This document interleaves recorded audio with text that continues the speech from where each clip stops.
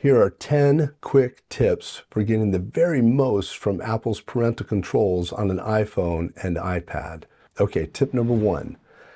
You need an Apple ID, and if your child is 13 years old or older, you're going to get that by starting out at Apple's website. I'll also put a link in the description to Apple's website for creating an Apple ID. If your child is 12 years old or younger, you're going to start out on your phone. You're going to tap on Settings, then tap on your name at the top, and then tap on Family Sharing, and then finally tap on the plus sign in the upper right-hand corner, and now you're able to go ahead and create an Apple ID for your child that's 12 years old or younger. All right, tip number 2. What age should you specify? Well, you should actually use your child's real age when you set up their Apple ID. The great news is with screen time, the settings options are the same for a 17-year-old as they are for a 5-year-old. There's no difference. You, the parent, get to decide what those settings should be, and it's not dictated to you by the age that your child is, or when they turn 13, for example. Those settings don't drop off or they're not diminished in some way. So go ahead and use their actual age. That way you'll save yourself and your child some headaches later on. All right, the next tip is about how to manage the apps that are on your child's phone.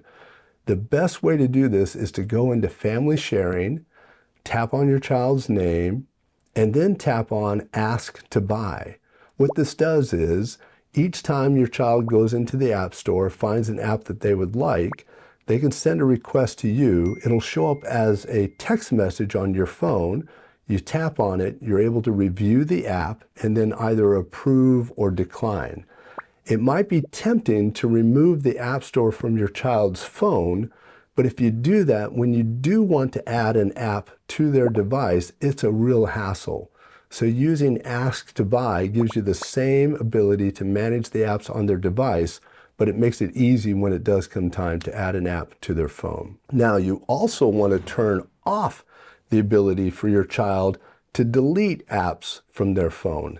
This is actually a common hack that I talk about in 5 big gaps in the iPhone's parental controls. So if you want more information on that, check out the link in the description below. But very simply, if your child has the ability to delete apps and then re-add them, it actually erases the parental controls that you set up for that specific app. So you want to turn off the ability to delete apps. Okay, the next tip number 5, is turn on time limits. This is a great way to manage how much time your kids spend using a game or a social media app on their phone. Instead of you having to chase them down each time they reach that time limit, the app will actually notify them that their time limit is approaching. They can wrap up their game or say goodbye to their friends. And then once the time limit is reached, they simply have no more access until the next day. So use app limits for the specific apps or even categories of apps to limit how much time your child spends. Related to that is the ability to limit how much time your child spends on a website. So this is tip number 6. It's exactly in the same location in screen time. You go to App Limits, but at the bottom of the categories you see listed, you'll see Add a Website. You can add a specific website, type in the URL, and set a specific time limit for how much time they can spend on that website. All right, tip number 7. Unfortunately, if you've added or allowed your child to download a specific app, and then you later realize that was probably not a good choice, whether they're managing themselves well within that app, or you learn more about the app, or they even change their policies, for whatever reason, if you now decide that you don't want your child to have access to that app, there's no way to say, I changed my mind. Hopefully Apple adds that functionality in a future release of screen time.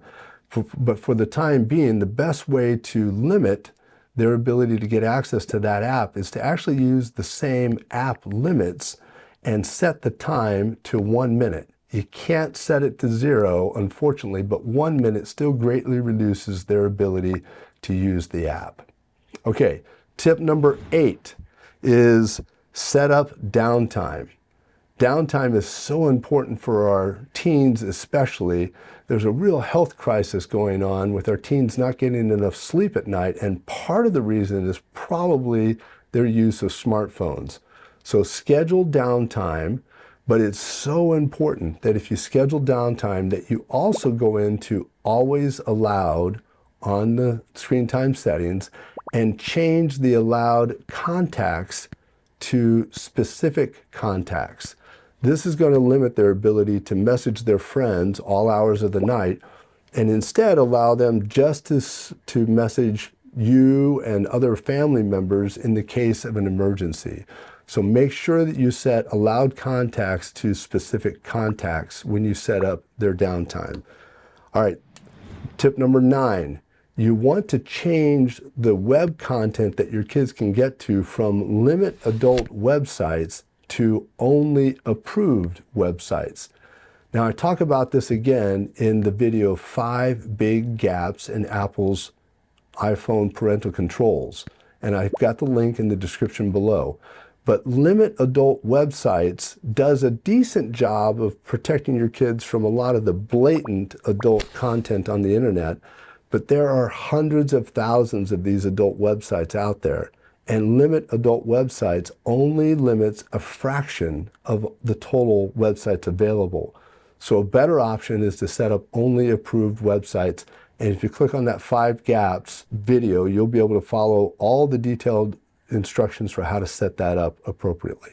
Okay, tip number 10 is all of the screen time settings we've been talking about, they work beautifully on a Mac, as well as on the iPhone and iPad. You only have to set them up once, and they translate across all 3 devices. Anywhere that your child's Apple ID is used, their account is used, these screen time settings apply. So that's great news if you have a Mac in the house. All right, so those are our 10 quick tips.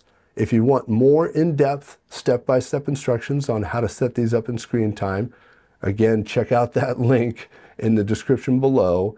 And if this content was helpful for you, would you hit the like button so that other parents can more easily find it and help protect their kids when they're online? All right, now go have some fun with your kids. Thanks.